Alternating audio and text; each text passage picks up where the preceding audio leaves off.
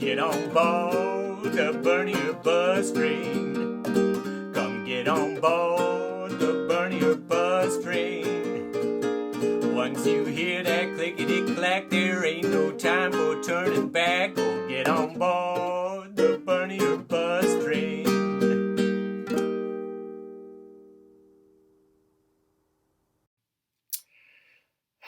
Good morning, USA, and welcome to another episode of the Bernie or Bust Show. The United States faces lots of critically difficult problems, lots and lots. But these problems have solutions, sort of like life writ large. The solutions to most of the problems we face could easily be found if we had a good education system, for example, which is why I became a teacher. I wanted to make the world better. And as I've gotten in to the system and figured out how teaching works, I realize not only do we have benign neglect for teaching, well-meaning people who don't seem to understand how important it is, but we have adversaries, we have foes, we have people who actively resist educational achievement because they don't want a mass of people capable of critical thinking. And so what I realized as I got older and more cynical is that there are people actively against what needs to happen in our society to make society better for everybody. Duh! So you think, okay, why are you here? Why I'm here with you right now is because I need not only to get the word out about how to fix the problems, I need to get it out around a blockade put in place by wealthy people. And there aren't that many of them. And if we figure out how to get around their blockade, the regular people, well-meaning regular people who work hard for a living, they'll figure out that we can solve the problems that we're facing. We've all been taught different things about the problems. So first we need to look squarely at what the problems actually are, which our corporate media won't seem to allow. And after that, we need to work together and stop blaming each other and fix it. It's pretty simple. The problem is just to get the word out. That's really the whole thing. If we can get the word out to regular people, and in revolutionary times, we had pamphlets, we had tracts, we had people standing on soapboxes out on the corners, and that may work again. But the internet is really the key thing, and the internet is being fought over right now, obviously, and the algorithms on the major the major social media platforms, the algorithms on YouTube and Facebook and Twitter and others are owned by big money. And so the algorithms are working against people trying to get the word out. That's obvious to people who follow shows like this. It's obvious to people who read Truth Dig and Chris Hedges and people like that who watch the Jimmy Dore show and so on. But not everybody is tuned into those media dissident voices. So what we need to do is we need to get mainstream. We need to get some kind of platform into the mainstream, and then we can work this out together. We can get the people connected. Facebook has actually been a help if you understand how Facebook pages work and how people can like those pages without joining a group. They just hit like on a page, and then messages can be shared in those pages by anybody who has liked the page, if that's how the page is set up. And people in West Virginia, teachers in West Virginia, people in other countries too, have figured out how to organize and protest. Occupy Wall Street is a good one. And there's recent information that the CIA has infiltrated protesters and has been spying on its own people, trying to figure out who is active in Occupy Wall Street. It's interesting because they realize more than we do that such movements are a threat. I think we're going to figure this out if Bernie gets the shaft again and Bernie gets cheated out of the primary nomination again. I think they're going to understand that the Occupy movement is the way to go. And then we're going to need a way to collect everybody and organize them and get them in one place so that we can get the word out. So I propose Facebook and YouTube And Twitter, I don't know. My account is suspended on Twitter. It feels as though Twitter is the most actively against dissident voices, because you can you can tweet your opinions right at the perpetrators of evil. Elizabeth Warren is an example. When I tweeted things directly at her, calling her out on lies she was telling, my account disappeared. Poof. And it's happened to other dissident voices on Twitter. So maybe Facebook is the way to go. We have a page on Facebook called Revolt Against Plutocracy Rap Sheet. And it's also a group that you can join. But if you just go to that page and like it, we can keep up with the times there. And you can, of course, subscribe to the Bernie or Bust television channel on YouTube. And I comb through all of the relevant information I can find every day, and I try to bring you a snapshot of pieces of things so that you don't watch a 2-hour podcast every day.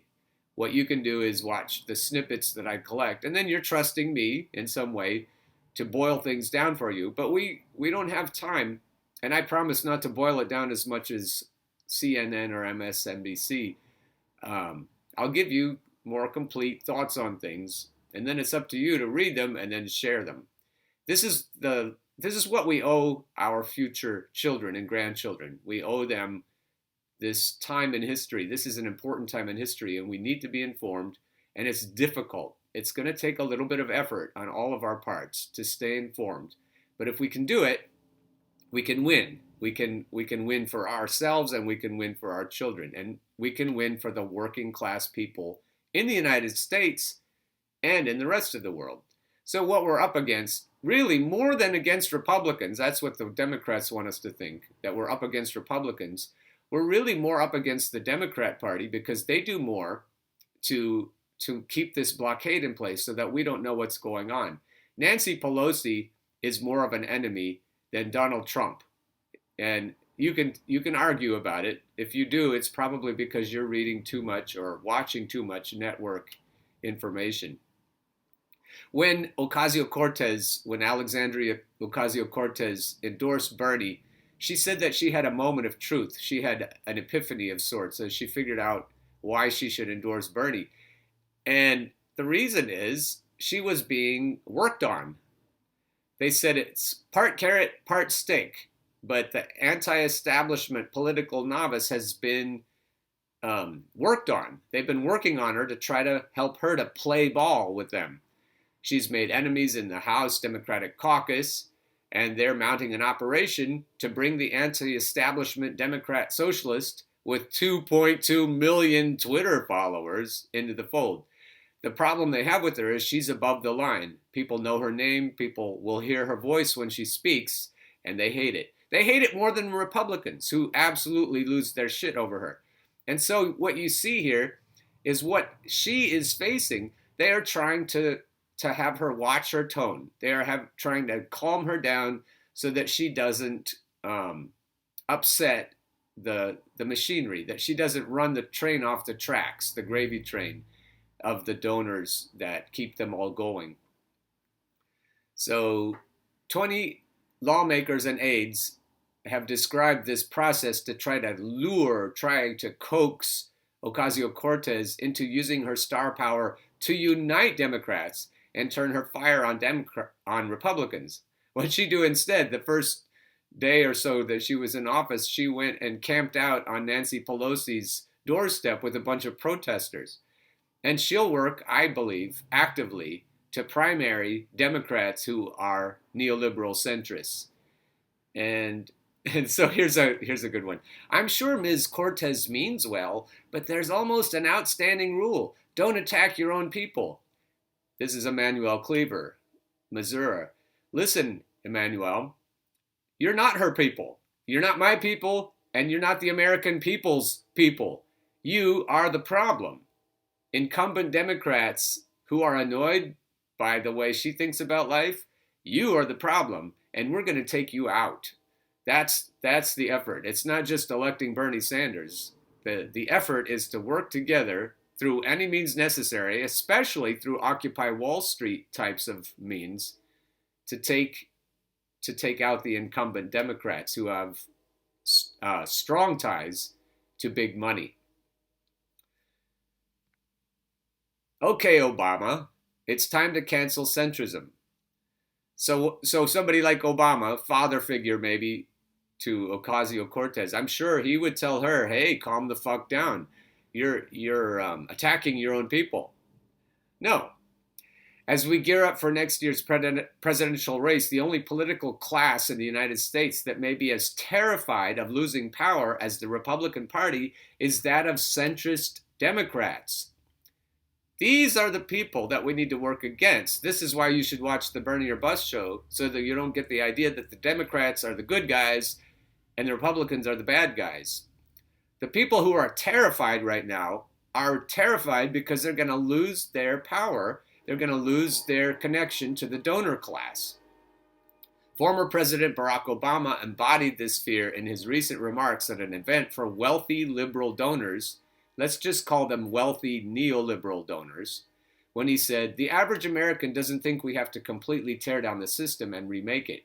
It was a not-so-veiled reference to the rising chorus of demands for Medicare for All healthcare system, a climate action plan like the Green New Deal, or taxes on billionaires that redistribute some of their obscene wealth. And make no mistake, we need to do more than redistribute some of their obscene wealth. We need to take them out of power. We need to do whatever it takes. We need to remove their power from them, and the only way to do that is to remove their money from them. So we need to not just make deals like FDR did, we need to take them out of power. And then the backlash is encouraging on Twitter and the hashtag #TooFarLeft, with people asserting that if their demands for drastic solutions are seen as too far left, then so be it. And we need to stand up against not Donald Trump necessarily.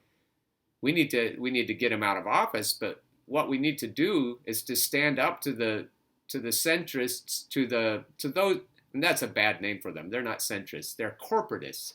We need to stand up to the corporatists and tell them that we need real solutions to our problems.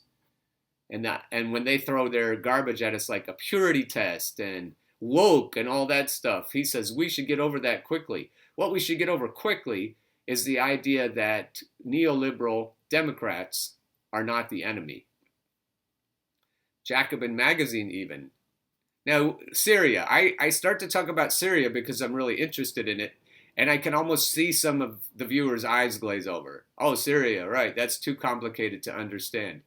And it isn't. It isn't. And we need to know what's going on in Syria because it's really what's going on with Russia behind the scenes, and increasingly not so much behind the scenes. I'm just going to give you the idea, not that I'm going to explain all the ins and outs of Syria. If you want that, go to Max Blumenthal and pay attention to everything he says. And he has an encyclopedic knowledge about what's going on in Syria. But instead, I'll just say Truthdig is a leftist magazine, and Jacobin magazine is a leftist magazine, and Truthdig is farther left, and Truthdig is correcting Jacobin for going along with the establishment narrative on Syria. So Syria is like a litmus test. There will be other events, other issues like Syria going forward, and so pay attention to Truthdig. I'm trying to get you the idea that if you see a disconnect between what Truthdig says and what Jacobin magazine says, go with Truthdig. And read this article. I'll link to it. It's good. Leftist magazines, Jacobin, The Nation, warn Democrats of negative impeachment consequences. One thing I can do on the Bernie or Bust show is show you what the establishment narrative is. And then you'll notice, if you turn on your television, you'll notice that I'm right, that that's what everyone's talking about in the mainstream. The mainstream is talking about impeachment. The mainstream is talking about Ukraine Gate. And they're talking about anything other than their own complicity with power. So I'm just showing you here that everyone in the evil neoliberal camp wants to keep talking about impeachment. You saw that on the debates last night. You saw that on how Rachel Maddow framed questions. You understand that they really want to talk about impeachment instead of climate change. Most of all, they don't want to talk about how the United States has been involved in regime change wars. They don't want to talk about plans to end regime change wars. And if you want to piss them off, just keep saying regime change wars over and over like Tulsi does, and you'll push their buttons no end. So Aaron Mate looks into this case for impeachment and insists that it could be a consequential risk for Democrats to take. He sees correctly that the impeachment is a shiny object that they're waving in front of our faces. And Donald Trump is a shiny object. We really should pay more attention to the issues. And we'll beat him. We'll, as Bernie said in the debates, we're a lot more likely to beat Donald Trump if we stop paying attention to him, because he seems to grow the more media attention he gets. So instead of paying attention to him, we should pay attention to the issues and show how centrists are not paying attention to the issues and are more than paying lip service, and that Donald Trump also is a fraud when it comes to the issues. We should talk about issues. Racism is another shiny object. Racism is real, but racism has become an excuse not to help the people who are most affected by inequality, by economic injustice. And so if you want to help minorities, if you want to help people of color, instead of focusing on Donald Trump's racism, that's a red herring. What we should focus on is economic justice. And that will help people of color. That will help women. That will help young people in debt. That will help every kind of disenfranchised person in our economy, especially in the labor class.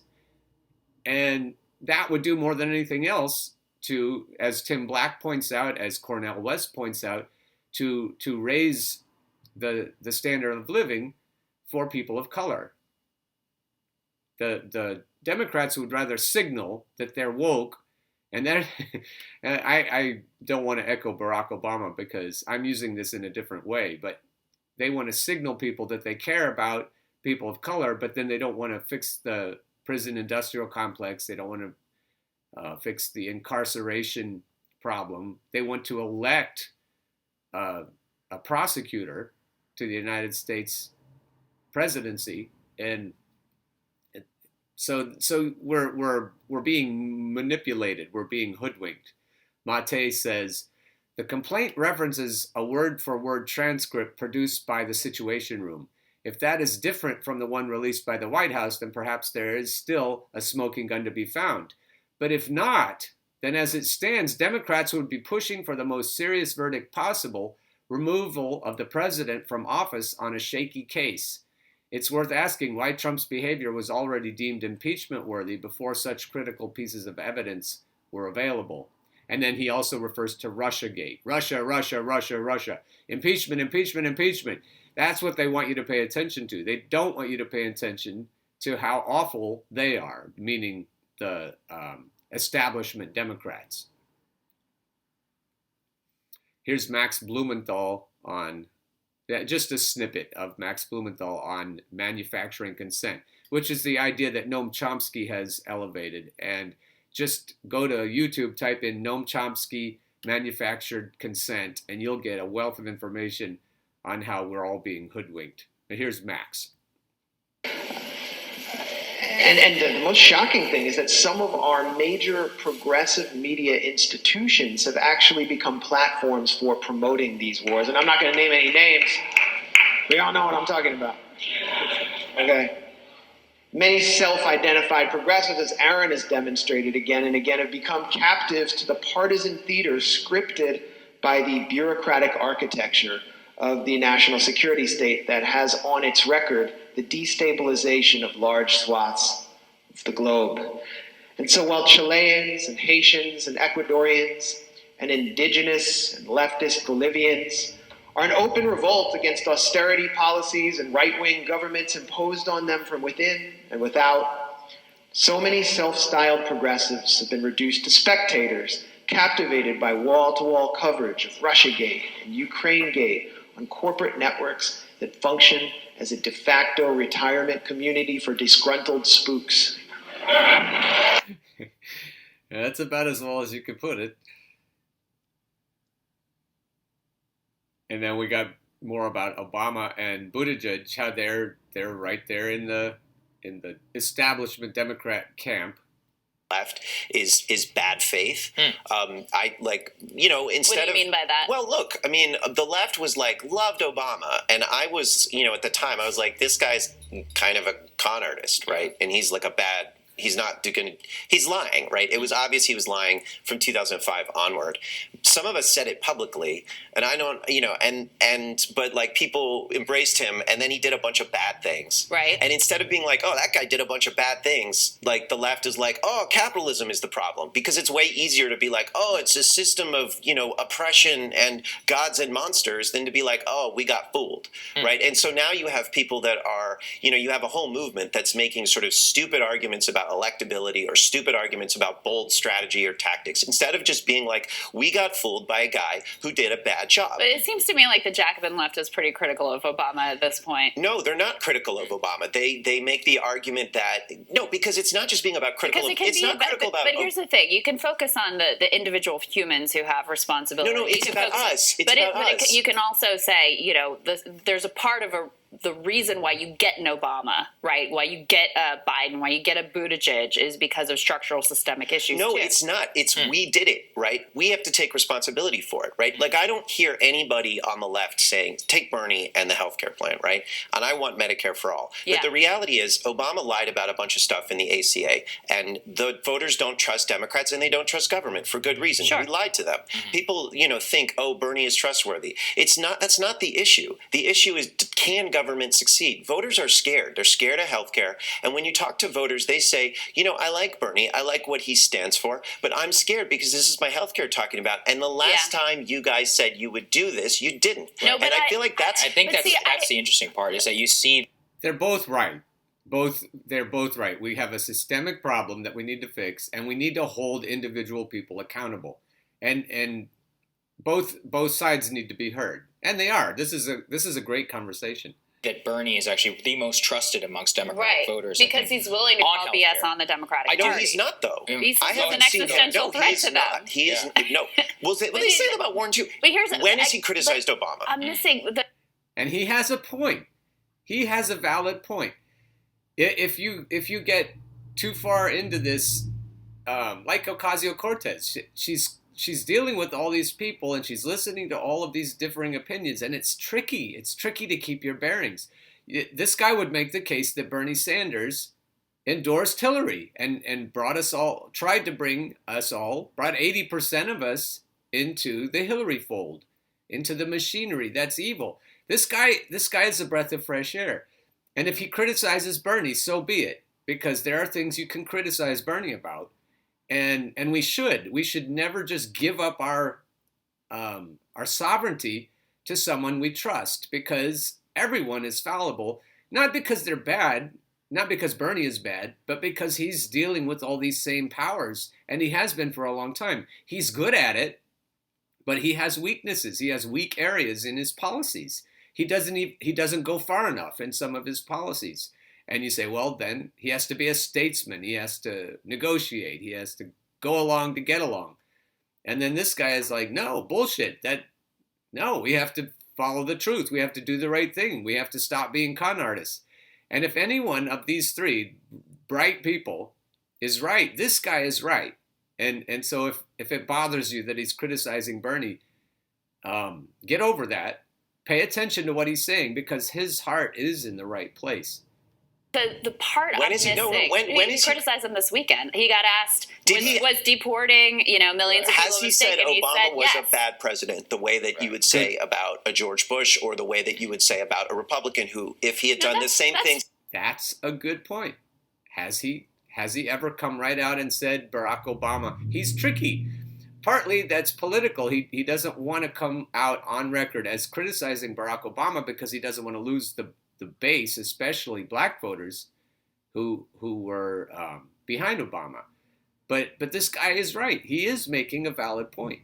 Fair, but the piece I'm missing in your, and I'm really trying to understand your argument, the piece I'm missing is the only people that I hear saying what you're saying is the Jacobin left, is the actual left who says NAFTA, a devastating mistake.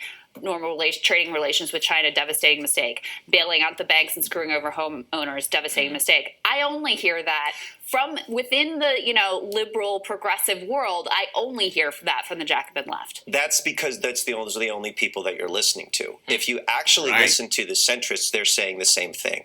Right. And I think it's in bad faith too. We had Third Way on here the other day. Yeah. We had No Labels on here the other day. Well, I mean, they weren't saying that. You're going to find that if you listen to, like, if you listen to, like, Pete Buttigieg, for example, is saying this. He's saying, we need a new generation. He's the closest one to actually saying it. And I don't like Pete Buttigieg. I think Pete Buttigieg is a con artist. But he's actually the closest one who's actually saying we need a new generation of leadership. Pete Buttigieg said we need more Supreme Court justices like Kennedy. Pete Buttigieg got pressed on whether you're not gonna convince. You're right. You're absolutely right about Buttigieg. He's like terrible, right?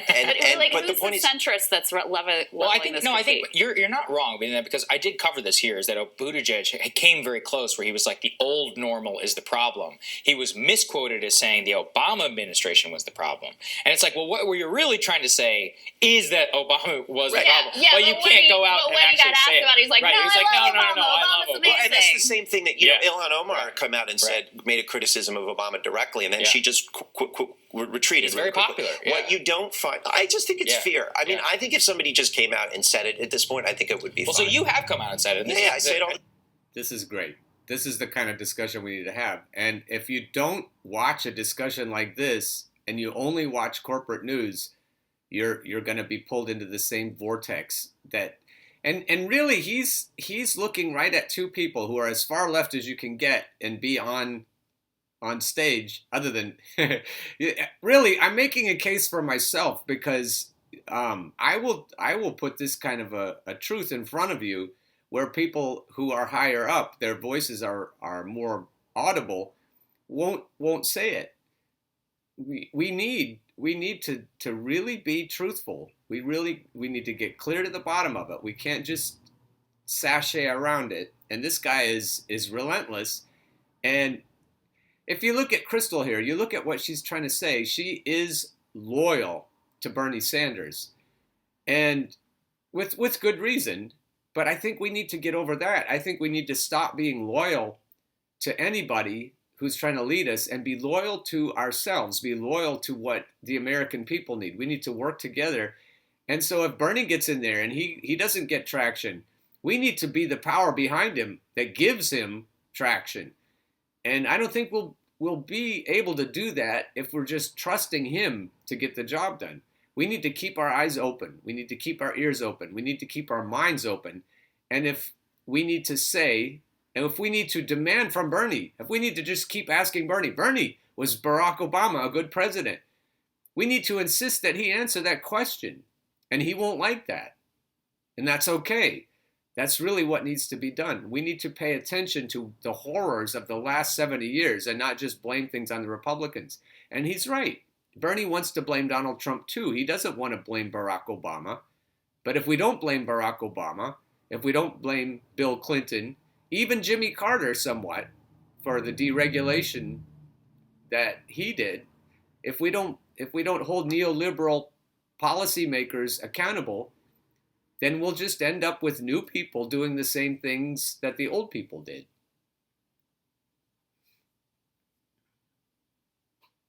And then they go on to talk about Pete Buttigieg, how he faked his black endorsements. That's a tempest in a teapot. I don't feel like paying much attention to Pete for the same reason that I don't feel like paying attention to Donald Trump. I feel like attention is what's going to help him the most, even if it's negative. So she's upset that Pete didn't get hard questions last night about his fakery with regard to his Douglas Act, which he was pretending that he had black support for. Another reason I don't want to pay much attention to Pete is because he has zero support and will continue to have zero support from African-American voters. And without that support, he's not going anywhere.